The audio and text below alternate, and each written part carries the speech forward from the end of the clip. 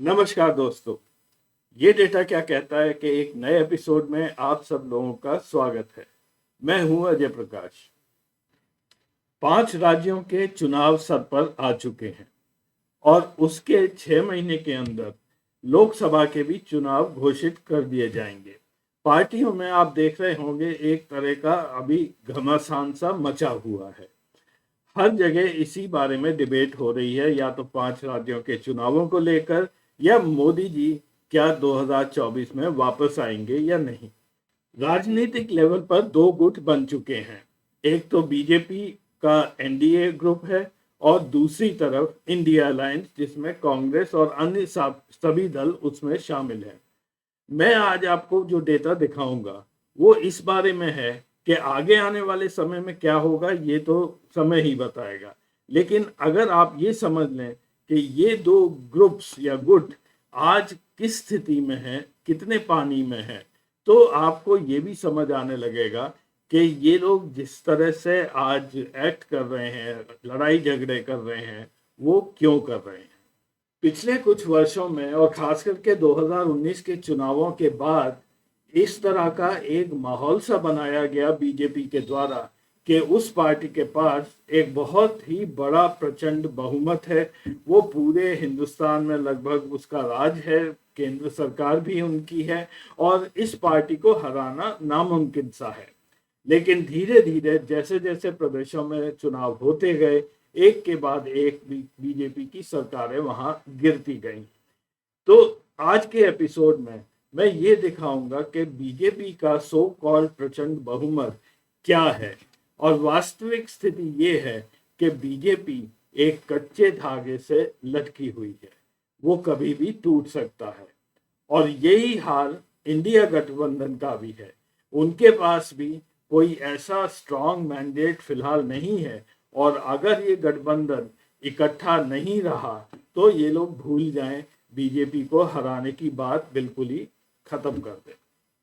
शुरू करते हैं लोकसभा से। लोकसभा में 543 सीट्स हैं, 543। बीजेपी के पास आज की तारीख में 301 सीट्स हैं। उनकी एलाइड पार्टीज के पास 33 सीट्स। टोटल एनडीए के पास 334 सीट्स हैं, यानी कि 62% सीट्स एनडीए के पास हैं, जो कि एक कंफर्टेबल पोजीशन है लोकसभा में। लेकिन बीजेपी के पास खुद अगर आप ध्यान दें तो 301 सीट्स ही हैं और halfway mark, majority mark Lok Sabha में 272 का है। तो केवल 29 सीट्स फिलहाल ज्यादा हैं बीजेपी के पास और अगले चुनाव में ये 29 सीट्स कहीं से भी कम हो सकती हैं। कर्नाटक से भी कम हो सकती हैं, छत्तीसगढ़ से भी कम हो सकती हैं, मध्य प्रदेश से कम हो सकती हैं। और जैसे ही ये कम हुई और बीजेपी 272 से नीचे आएगी तो कितनी उनकी ये एलाइड पार्टी उनके साथ रहेंगी, ये भी एक बड़ा प्रश्न चिन्ह बना हुआ है। उधर इंडिया गठबंधन की सीट्स अगर आप देखें तो लोकसभा में 141 है, 141, जो कि 26% है। ये एनडीए से बहुत ज्यादा कम है। इसमें से कांग्रेस की 50 सीट्स हैं और अनअलाइंड पार्टीज हैं फिलहाल, जैसे कि बीजू जनता दल हुआ, टीआरएस, बीआरएस हुआ तेलंगाना से। इन सब के अगर आप मिला लें सीट्स तो 68 सीट निकलती हैं, यानी कि 12%।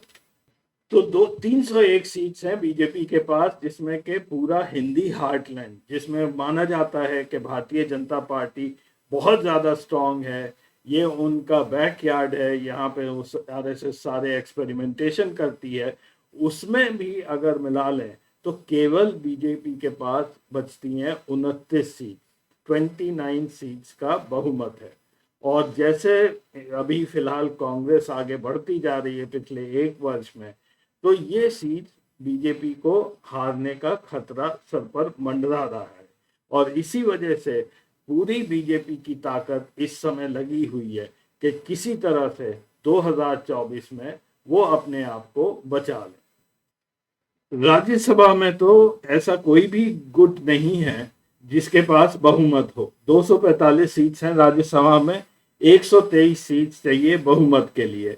एनडीए के पास कुल मिलाकर 109 सीट्स हैं, यानी कि 44%।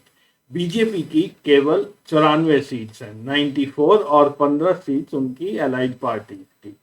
कांग्रेस की 30 सीट्स हैं, इंडिया गठबंधन की 68, कुल मिलाकर 98, 98, जो कि 40% बनती हैं।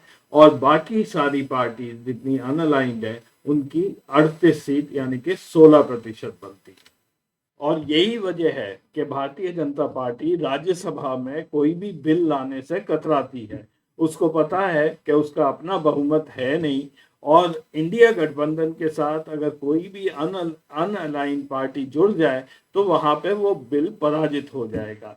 और आपको याद होगा कि कई बिल बीजेपी ने मनी बिल के तौर पर सिर्फ लोकसभा में ही प्रस्तुत किए थे।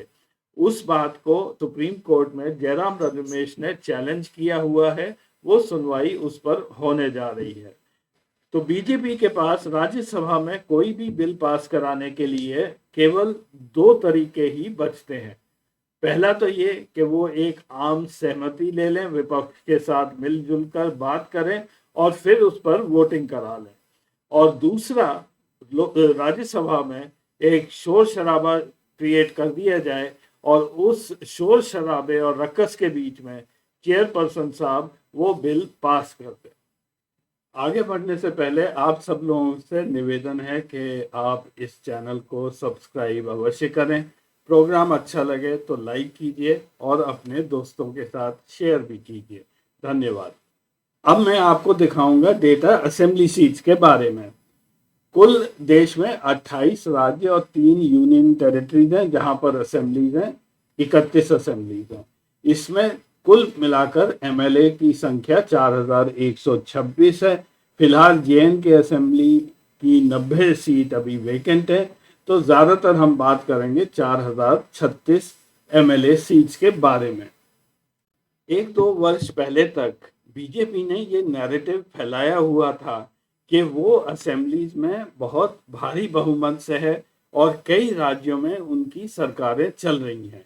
ये पार्टी हिंदी हार्टलैंड से आती है, और क्योंकि सबसे ज़्यादा एमएलए सीट हिंदी हार्टलैंड से आती हैं तो ओवरऑल पूरे देश में भी उनका भारी बहुमत है। ये डेटा देखते हैं। यहाँ मैं दिखा रहा हूँ भारत की टॉप 10 स्टेट्स असेंबली सीट्स के संदर्भ में। उत्तर प्रदेश 403, वेस्ट बंगाल 294, महाराष्ट्र 288 और इसी तरह आते आते उड़ीसा 147। तो टॉप 10 स्टेट्स में कुल संख्या सीट्स की है 2396, 2396, जो कि 58% सीट्स बनती हैं। तो बाकी 21 राज्यों में 42% सीट्स रह जाती हैं। अब इन टॉप 10 स्टेट्स में हम देखेंगे कि बीजेपी कहां पर पावर में है। सबसे पहले उत्तर प्रदेश, यहाँ पे बीजेपी अपने बूते पर पावर में है। मध्य प्रदेश और गुजरात, 3 स्टेट्स हैं टॉप 10 में से जहां पे बीजेपी इस वक्त रूल कर रही है।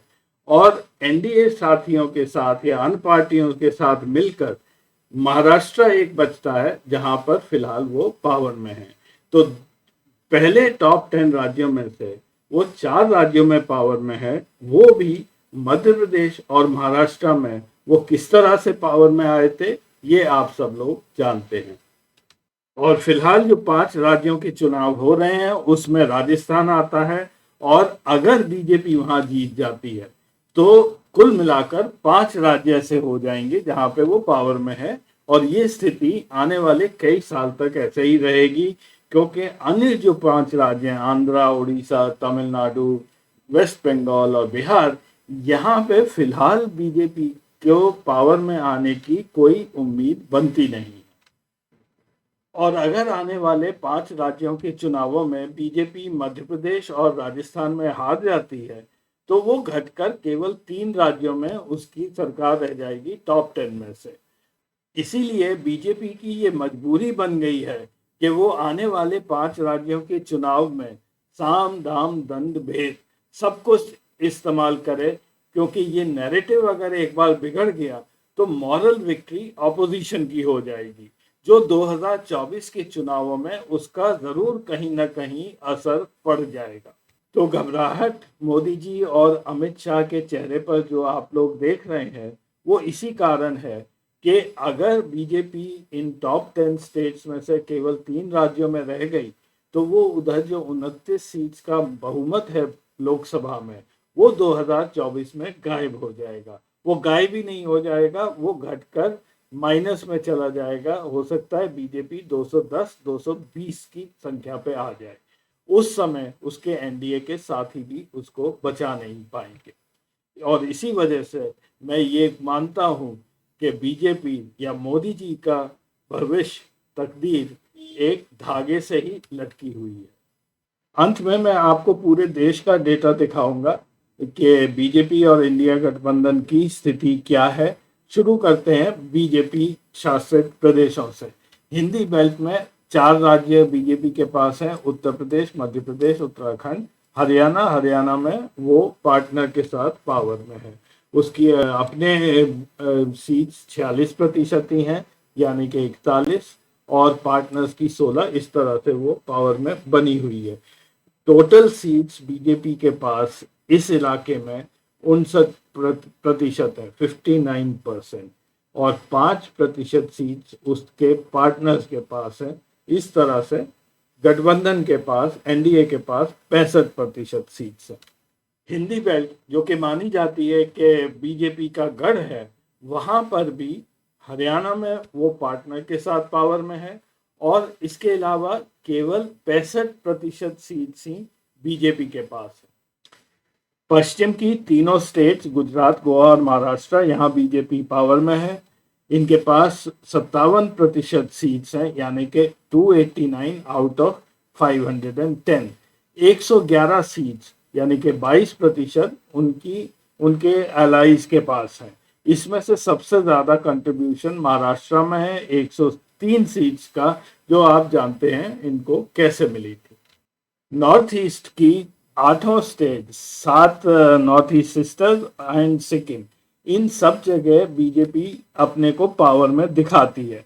तो जरा डेटा आप देख लीजिए। आसाम में जहाँ पे हेमंत बिस्व शर्मा अपने को स्ट्रॉन्ग मैन दिखाते हैं और उनकी पुलिस कभी दिल्ली पहुंच जाती है, कभी मध्य प्रदेश, उनके पास केवल 50% सीट्स हैं। आसाम में 63 आउट ऑफ 126, 12% सीट उनके साथियों से उन्हें मिलती हैं, इसलिए वो पावर में है।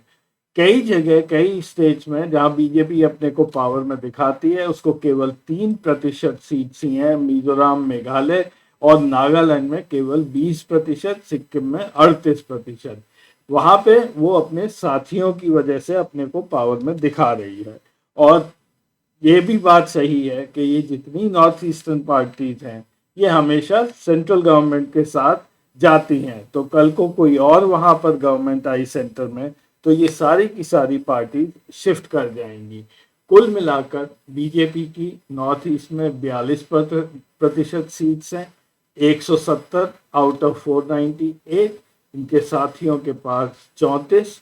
तो इसलिए कुल मिलाकर 76% सीट्स एनडीए के पास है। तो पूरी पिक्चर बीजेपी की इस प्रकार है। वो 16 जगह पावर में है 31 स्टेट्स में से। 9 जगह उसको मेजॉरिटी है खुद की पार्टी को, और 7 जगह ऐसी हैं जहां पे वो अपने एलाइज की वजह से पावर में बनी हुई है।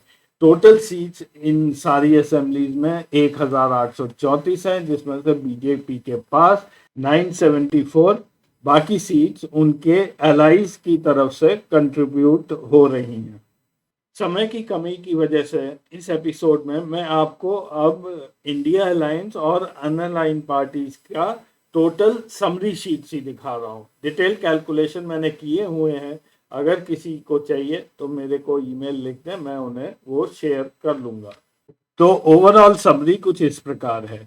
बीजेपी के पास 1362 सीट्स हैं। उनके एलाइज जो एनडीए में है, उनके पास 378, 378। टोटल मिला के 1740 सीट्स एनडीए के पास है 4036 में से। ये बनती हैं 43.1%। कांग्रेस के पास 727 सीट्स हैं इस वक्त। उनके पार्टनर्स जो इंडिया अलायंस के हैं, बाकी पार्टीज, उनके पास 1025 सीट्स हैं। टोटल मिला के 1752 सीट्स इस वक्त इंडिया अलायंस के पास है, ये बनता है 43.4%। और अनअलाइंड पार्टीज है बीजेपी, बीआरएस, वाईएसआरसीपी, इनके पास फिलहाल 554 सीट्स हैं जो 13% है। इस प्रकार हिसाब बनता है 4036 सीट्स का। तो असेंबलीज में भी आज की तारीख में यानी कि एज ऑन डेट एक नेक टू नेक रेस या फाइट बनी हुई है। एनडीए गठबंधन और इंडिया गठबंधन बराबर की स्थिति में है, इसलिए जरूरी है कि इंडिया गठबंधन भी अपने को जोड़ के रखे, क्योंकि कोई भी पार्टी अगर इधर उधर निकल गई तो ये सीटें इस गठबंधन से कम हो जाएंगी और उसका भी असर 2024 पर पड़ेगा। तो आज के एपिसोड में बस इतना ही। अगले हफ्ते फिर मिलेंगे कुछ नया डेटा लेकर। तब तक के लिए नमस्कार।